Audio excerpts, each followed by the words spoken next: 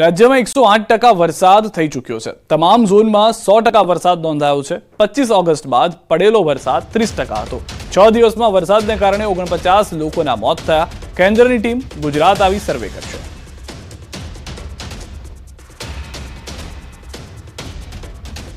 ગુજરાત રાજ્યમાં અત્યારે 108%થી પણ વધારે વરસાદ થઈ ગઈ છે, જે ઓન એવરેજ 30 યર્સના એવરેજ છે એ પ્રમાણે જો આપણે ગણતરી કરીએ તો આપણે મોર દેન 100% છે।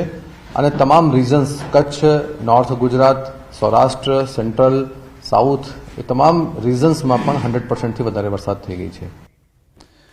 આ તરફ વધુ એક જાણકારી એ પણ મળી રહી છે કે અતિ પ્રભાવિત વિસ્તાર માટે સરકારે સહાય આપી છે। 14 જિલ્લાના 1,69,000 લોકોને મળી છે સહાય। 16,95,000 લોકોને 8 કરોડથી વધુની કેશડોલ ચૂકવાઈ છે। 50,111 પરિવારને 20.07 કરોડની સહાય આપી છે। 22 મૃતકોના પરિવારજનોને 88 લાખની સહાય। એનડીઆરએફની 17 તથા એસડીઆરએફની 27 ટીમ કાર્યરત। 14 જિલ્લાઓ સૌથી વધારે અફેક્ટેડ હતા અને એ 14 જિલ્લાઓમાં 16,95,000 લોકોને અત્યાર સુધીમાં 8 કરોડથી પણ વધારે કેશ ડોલ્સનું ચૂકવણું થયું છે। એ કેશ ડોલ્સનું ચૂકવણું એના માટે હોય છે કે જ્યાં વધારે પાણી ભરી જાય તો લોકોને તાત્કાલિક સહાય માટે 5,000 રૂપિયા કેશથી અથવા ડીબીટી ઓનલાઈનથી પેમેન્ટ આપણે કરીએ છીએ। જે ઘર વખરી અને કપડા સહાય છે એ 50,111 કુટુંબોને હજી સુધી 30 તારીખ દરમિયાન જેટલી કામગીરી થઈ છે એમાં એમને સર્વે કરવામાં આવ્યું છે અને એના હાઉસ હોલ્ડ ખર્ચા માટે અને યુટેન્સિલ્સ માટે, કપડા માટે 20 કરોડથી પણ વધારે રકમનું ચૂકવણું થઈ ગયું છે। જે માનવ મૃત્યુ છે એમાં 88 લાખ રૂપિયાનું ચૂકવણું તમામ જિલ્લા કલેક્ટરોએ જે તે જિલ્લામાં થયું છે ત્યાં કરી દીધું છે અને અત્યાર સુધીમાં 22 લોકોની માનવ મૃત્યુને ચૂકવણું થઈ ગયું છે। ભરૂચના આમોદ નજીકથી પસાર થતી ઢાઢર નદીમાં પૂરના પાણી ઓસર્યા બાદ હવે મગરનો ખતરો જોવા મળી રહ્યો છે। વન વિભાગની ટીમે 3 મગર અને 1 અજગરનું રેસ્ક્યુ ઓપરેશન કર્યું હતું। વન વિભાગની ટીમે આમોદના નાળિયેર ગામ ખાતેથી લગભગ 15 ફૂટના મહાકાય અજગરનું રેસ્ક્યુ કર્યું હતું। આ તરફ 32 તળાવ, વાડિયા અને મંજલુવાસણા ગામેથી મગરનું રેસ્ક્યુ કરવામાં આવ્યું હતું। વન વિભાગની ટીમે મગરનું આરોગ્ય પરીક્ષણ કરી તેને સુરક્ષિત જગ્યાએ છોડી મૂકવાની તજવીજ હાથ ધરી છે।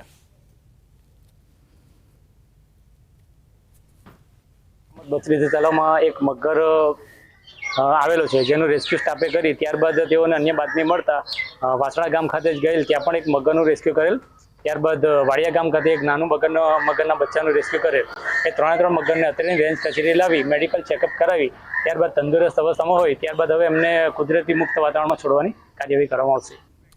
રાજકોટથી સમાચાર। પાણી ભરાવા મુદ્દે અનોખો વિરોધ। ઢોલ નગારા સાથે સ્થાનિકોએ કર્યો વિરોધ। અંબિકા ટાઉનશીપના સ્થાનિકોનો વિરોધ પ્રદર્શન। વરસાદ રહી ગયા બાદ પણ પાણી નથી ઓસર્યા। સ્થાનિકોએ રસ્તાને તળાવ બનાવી લોકાર્પણ કર્યું।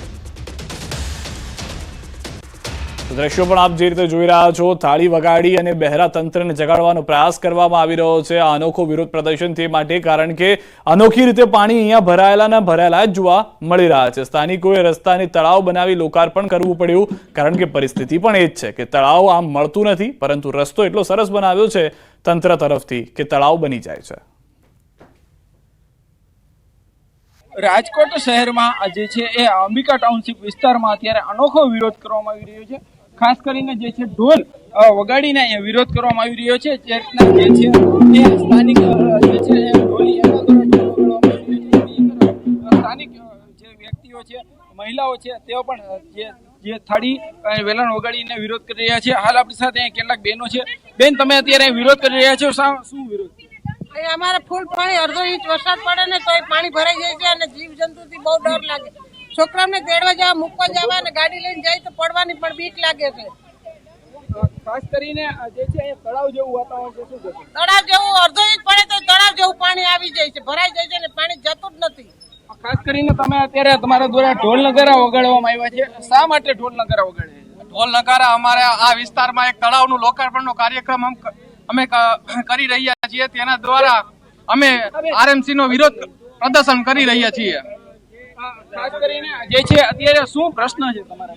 અરે અત્યારે પ્રશ્નમાં તો એવું છે કે જીવરાજ પાર્ક જેવા પોશ વિસ્તારનું ભવ્યાથી ભવ્ય લોકાર્પણ તળાવનું થઈ રહ્યું છે અને ઈ તળાવ પણ કેવું અનોખું તળાવ જાહેર રસ્તા ઉપર, જાહેર રોડ ઉપર કે સ્થાનિક પબ્લિકને આવવા જવામાં ગટરના પાણીમાંથી ખુલ્લા પાણીમાં ચાલવું પડે, એ કાંઈ પોસ્ટ વિસ્તારને લાયક વિસ્તાર છે અમારો, એ અમને બેનના હાથમાં થાળી વેલણ છે. બેન, થાળી છે તમારા હાથમાં, તમે એ કહી શકાય કે કઈ રીતના તમે આ વગાડીનો વિરોધ કરી રહ્યા છો? શું તમારો કેમ થાળી વેલણ વગાડી રહ્યા છો? અહીંયા પાણી એટલું ભરેલું છે, અડધો ઇંચ વરસાદ ના થાય ને તો અહીંયા નીચે પાણી ભરાઈ જાય છે. હવે છોકરાઓને સ્કૂલે તેડવા મૂકવા જવા તો કેવી રીતના જવા, અને જીવજંતુ અહીંથી સામેથી પ્લોટમાંથી આવે છે. ખાસ કરીને જે છે અત્યારે તમારા દ્વારા અહીંયા એક ઝંડો પણ ખોલવામાં આવી રહ્યો છે. શેનો ઝંડો છે, શું છે આપણો? અમે અમારા કોર્પોરેટરનો વિરોધ કરી રહ્યા છીએ, જે અમારા 4 વર્ષના સમયગાળા દરમિયાન એક પણ વાર દેખાણા નથી. અને આ વાત કરવામાં આવતા અહીંયા અત્યારે જે છે ઊંધો જે છે એ ધ્વજ બતાડવામાં આવી રહ્યો છે, ઊંધો ઝંડો જે છે એ બતાવીને વિરોધ કરવામાં આવી રહ્યો છે. ક્યાંક ને ક્યાંક સ્થાનિકોમાં પણ આક્રોશ છે, અને આક્રોશનું કારણ છે તે જે છે આ વિસ્તારમાં જે રીતના આ મુખ્ય રસ્તાઓ છે તે ક્યાંક ને ક્યાંક નદી બની ગયા છે, અને એમના કારણે સ્થાનિક લોકો છે તે પણ ઉગ્ર વિરોધ કરી રહ્યા છે. આ વિસ્તારમાં જે છે માત્ર અડધા ઇંચ વરસાદમાં આ વિસ્તારનો જે રસ્તાઓ છે તે તળાવ બની જતા હોવાનો પણ આક્ષેપ છે. હાર્દિક જોશી, ન્યૂઝ 18 ગુજરાતી, રાજકોટ.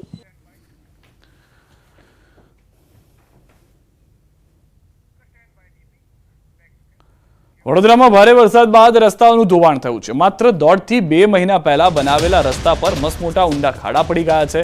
વાહિલી વિસ્તારમાં જાણે ખાડામાં રોડ હોય તેવું લાગી રહ્યું છે. વાહન ચાલકો પોતાના જીવના જોખમે રસ્તા પસાર કરી રહ્યા છે. વાહન ચાલકોમાં પણ ભારે રોષ જોવા મળ્યો હતો. વાહન ચાલકોનું કહેવું છે કે એક જ વરસાદમાં રોડ તૂટી જાય છે, હાથ પગ તૂટી જાય તેવા ઊંડા ખાડા છે. અમે નવું કાર્ય કરીએ, રોડ બનાવીએ કે કંઈ પણ કરીએ તો લગભગ રોજના કેટલા બધા ઓવરલોડેડ ડમ્પર આવે છે બિલ્ડરોના, અને એના લીધે અમારું જે કોઈ કામ છે એ બેકાર થઈ જાય છે. એટલે કે અમને પરફોર્મન્સ લોકો નથી દેખાતું. જે કામ રોડ તો સરસ જ બનેલો, 1.5-2 મહિના પહેલા રોડ બનેલો, આ જે એક પરિસ્થિતિ નિર્માણ થયું છે એ બિલ્ડરના કારણે થયું છે. એક વરસાદ પડે તો તરત જ રોડ તૂટી જાય છે, એટલે રોડને કાંઈક રીસર્ફેસ કરીને અથવા તો ફરીથી કામ કરાવવાની જરૂર લાગે છે. માણસો માટે બહુ જોખમી થઈ ગયું છે. સરકારે બહુ ગંભીરતાથી આ વિષયને લેવાની જરૂર છે, કારણ કે લોકોના જાન સાથે સીધી સંકળાયેલી બાબત છે. કોર્પોરેશનને શું છે કે પૈસા કયા આગળ મળે છે એ કામ કરે છે.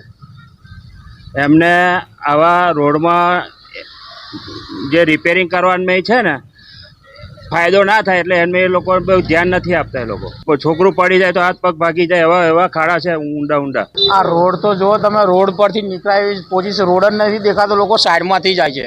રસ્તો સાઈડમાં છે, એમાંથી લોકો આવે છે. ખાડા છે, મોટા મોટા ખાડા છે. તો વડોદરાના ભાયલી વિસ્તારમાં જાણે રોડનું અસ્તિત્વ જ ન હોય તેવું લાગી રહ્યું છે. રોડ રાહદારીઓ માટે જોખમી બની ગયો છે. સામાન્ય રીતે જ્યારે ચોમાસાની ઋતુ આવે ત્યારે સરકારનો નિયમ છે કે રસ્તા પરથી ખાડા દૂર કરવામાં આવે, પરંતુ વડોદરા મહાનગરપાલિકામાં એવો વહીવટ ચાલી રહ્યો છે કે ચોમાસાની ઋતુમાં ખાડા તો દૂરની વાત રહી, આખા રસ્તા જ ગાયબ થઈ જાય છે. એનો જ આ પુરાવો જે છે અમે તમને બતાવવા જઈ રહ્યા છે. ભાયલી વિસ્તાર અત્યંત પોઝ વિસ્તાર કહેવાય છે, અને આ પોઝ વિસ્તારમાં રહેતા લોકોની કેવા પ્રકારની દશા છે તે આ રસ્તો જે છે તે તમને કહી બતાવશે. આ રસ્તો એ હદે ખરાબ થઈ ગયો છે કે એના માટે કંઈ કહેવા માટે કોઈ શબ્દો નથી. વાહન ચાલકો જે છે તે કઈ હદે હાલાકી વેઠી રહ્યા છે તેનો અંદાજો જે છે તે તમને ટીવી સ્ક્રીન પર આ દ્રશ્યો જોઈને લાગી જશે. ઉલ્લેખનીય બાબત છે કે આ રસ્તો જે છે તે વારંવાર બનાવવામાં આવે છે, અને વારંવાર આ જ પ્રકારની દશા જે છે થઈ જાય છે. પાલિકાનું ભલે કંઈ જતું હોય કે ન જતું હોય, પરંતુ નાગરિકોનો જીવ ચોક્કસથી આ રસ્તાના કારણે જતો રહેશે એ વાત નિશ્ચિત છે. કારણ કે લોકો જે છે પોતાના જોખમે આ રસ્તા પરથી પસાર થઈ રહ્યા છે. ક્યાં ખાડો છે, ક્યાં રસ્તો છે, તેનો કોઈ પણ જાતનો અંદાજો જે છે તે આવતો નથી. ખરાબ રસ્તાની બિલકુલ બાજુમાં તમે જે રસ્તો જોઈ રહ્યા છો એ રસ્તો જે છે તે આ વાહન ચાલકો છે તેઓ મજબૂરીના માર્યા ઉપયોગ કરી રહ્યા છે, કારણ કે રસ્તા પરથી પસાર થઈ શકાય તેવા પ્રકારની પરિસ્થિતિ નથી. એટલે ટૂંકમાં કહીએ તો જે સ્થાનિક કોર્પોરેટર છે તેઓ કહી રહ્યા છે કે જે બિલ્ડર છે, બિલ્ડરના પાપે આ જે રોડ છે તેનું ધોવાણ થયું છે. સ્થાનિક લોકો કહી રહ્યા છે કે કોર્પોરેશન કે કોર્પોરેટર અમારું સાંભળવા તૈયાર નથી. ત્યારે અત્યારે બાય બાય ચાની જેવો ઘાટ જે છે તે સર્જાયો છે. પાલિકા ભલે ગમે તેવો વહીવટ કરે, પરંતુ છેલ્લે વેઠવાનો વારો તો સામાન્ય નાગરિકો જ આવતો હોય છે. હાર્દિક દીક્ષિત, ન્યૂઝ 18 ગુજરાતી, વડોદરા. નડિયાદ શહેરમાં ભરાતા વરસાદી પાણીના નિકાલ માટે ધારાસભ્ય એક્શન મોડમાં છે. ધારાસભ્ય પંકજ દેસાઈએ દુકાનો નીચે રહેલા કાંસ સાફ કરવા સૂચનો કર્યા. નગરપાલિકાના ચીફ ઓફિસર સહિત ટીમ ઘટના સ્થળે દોડી આવી.